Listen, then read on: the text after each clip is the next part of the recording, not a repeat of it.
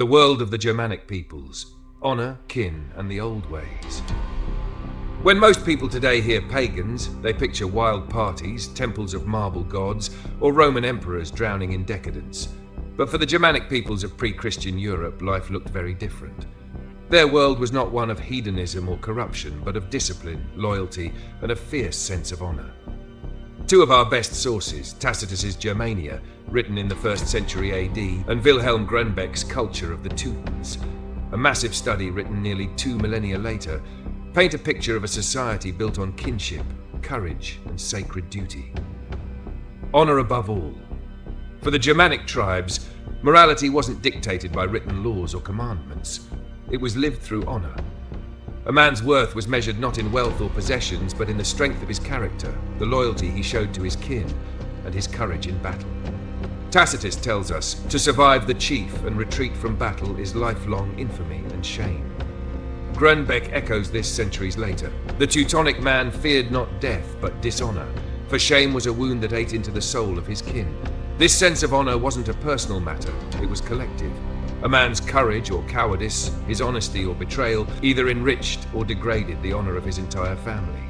To fall short was to poison the bloodline itself. Kinship, the sacred unit. The Germanic family was more than blood. It was a sacred living unit with its own luck and destiny.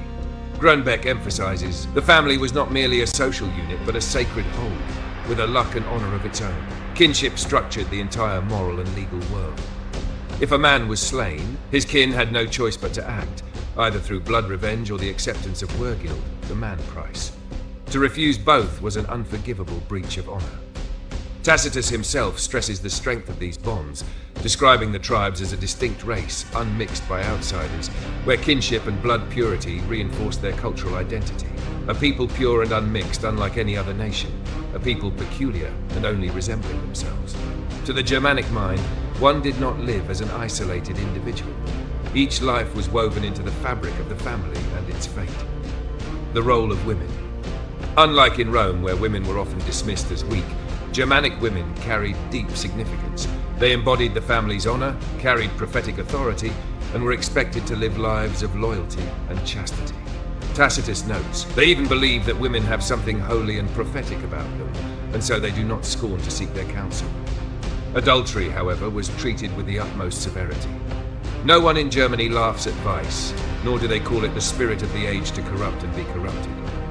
Adultery is extremely rare, punishment is immediate, and the husband drives the guilty woman naked from his house before her kinsman and whips her through the village. No pardon is possible for a woman who has prostituted her honor. For Grønbech, this ties into the sacredness of kin.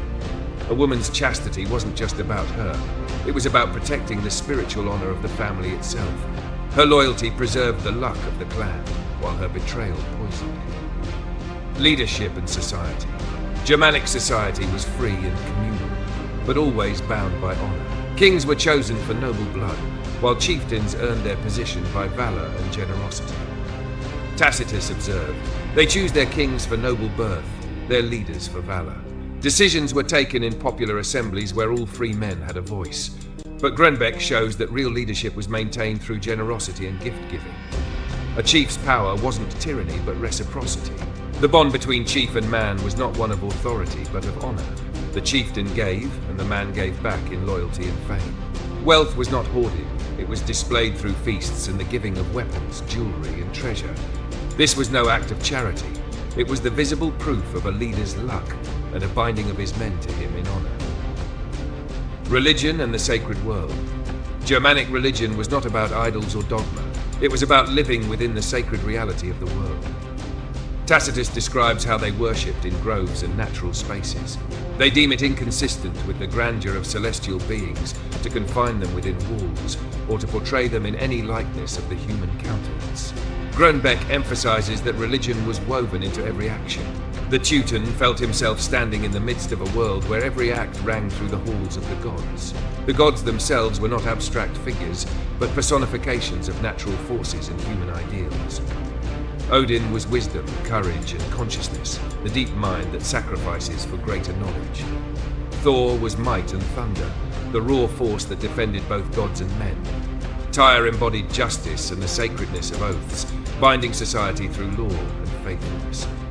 To live with courage, to keep one's oaths, to protect kin and give generously, these were acts of worship.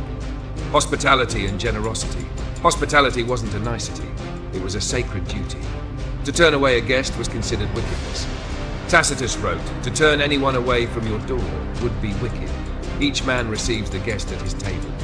Grønbech adds depth to this. To give was to show oneself rich in luck. To withhold was to confess poverty of soul. Generosity proved honor, while stinginess marked weakness. Feasts and gift-giving weren't frivolous, they were sacred acts that wove society together. Vice and disgrace. The gravest sins were cowardice, betrayal, and meanness. Tacitus notes that while the Germans indulged in drinking and gambling, sometimes recklessly, these were tolerated. But cowardice and betrayal were another matter. To flee battle, to break an oath, or to refuse vengeance was to place oneself outside of humanity. Grønbech captures this sharply. The coward and the oath-breaker stood outside the pale of mankind, cut off from the luck of men. An oath-breaker or coward was not merely disgraced.